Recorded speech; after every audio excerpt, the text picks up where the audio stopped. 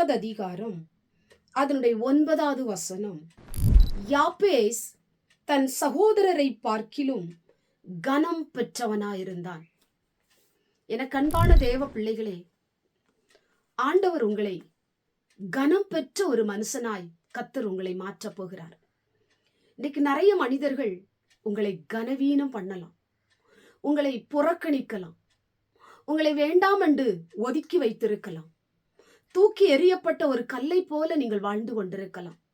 உங்களுடைய மனதை புண்படுத்தும்படி வார்த்தைகளினால் உங்களை திட்டிக் கொண்டே இருக்கலாம். எதை நினைத்து நீங்கள் சோர்ந்து போகாதீங்க. யாப்பேசனுடைய வாழ்க்கை இப்படித்தான் இருந்தது. யாப்பேஸ் புறக்கணிக்கப்பட்டான், யாப்பேஸ் தள்ளப்பட்டான், மனம் நொந்தவனாய் மாற்றப்பட்டான். ஆனாலும் அவன் செய்த ஒரே ஒரு காரியம், இஸ்ரவேலின் தேவனை நோக்கி அவன் ஜெபம் பண்ணினான். கர்த்தர் அவன் ஜெபத்தை கேட்டு கனவீனம் பண்ணப்பட்ட இடத்திலே கர்த்தர் அவனை கனம் பெற்ற ஒரு மனுஷனாய் கர்த்தர் மாற்றினார். கண்பானவர்களே, நீங்கள் எந்த இடத்துல கனவீனம் பண்ணப்படுகிறீர்களோ அதை ஆவியானவர் ஆண்டவராகிய இயேசு கிறிஸ்து பார்த்து கொண்டிருக்கிறார். குடும்பம் உங்களை கனவீனம் பண்ணி கொண்டிருக்கிறதா? குடும்பம் உங்களை ஒதுக்கி வச்சிருக்கா? குடும்பம் உங்களை தள்ளி வச்சிருக்கா? குடும்பத்தில் இருக்கிற ஜனங்கள் உங்களை மனம் நொந்து உங்களை பேசி கொண்டிருக்கிறாங்களா? பயப்படாதீங்க, வருத்தப்படாதீங்க. ஆண்டவரை நோக்கி ஜெபம் பண்ணுங்க. ஆண்டவரே, இந்த குடும்பம் என்னை வேண்டாம் என்று ஒதுக்கி வைத்திருக்கிறது. வேலை ஸ்தலத்துல அநேக மனிதர்கள் என்னை அற்பமாய் நினைக்கிறார்கள் அப்பா. ஆண்டவரே, என் குடும்பம், ஆண்டவரே, என் ஊழியத்துல நான் அற்பமாய் எண்ணப்பட்டவனா இருக்கிறேன். ஆண்டவரே, என்னை ஆசீர்வதியும் என்று சொல்லி இந்த யாப்பேசை போல நீங்க ஜெபிக்கும் பொழுது ஆண்டவர் உங்களை கனம் பெற்ற மனிதனாய் கர்த்தர் மாற்றுவார்.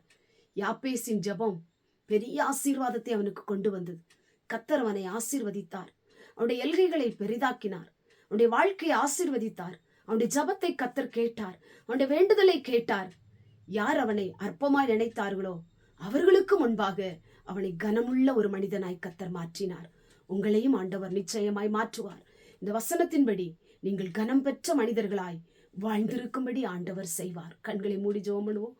எங்கள் பரிசுத்தமுள்ள நல்ல பிதாவே, கேட்டதான வசனத்தின் மூலமாய் யாப்பேசை கனமுள்ள ஒரு மனிதனாய் மாற்றின தகப்பன், இந்த வார்த்தையை கேட்டுக்கொண்டிருக்கிற நம்முடைய பிள்ளைகள் நிறைய மனிதர்கள் மூலமாய் கனவீனம் பண்ணப்படலாம், புறக்கணிக்கப்படலாம், தள்ளப்படலாம், வேண்டாத ஒரு பொருளை போல தூக்கி எறியப்படலாம்.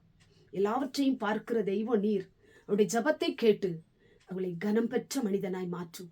வேலையில, குடும்பத்துல, ஆண்டவரை தொழில்ல, ஊழிய ஸ்தலத்துல ஆண்டவரை கனமுள்ளவர்களாய் மாற்றும். இயேசுவின் மூலம் ஜெபிக்கிறோம் பிதாவே, ஆமென்.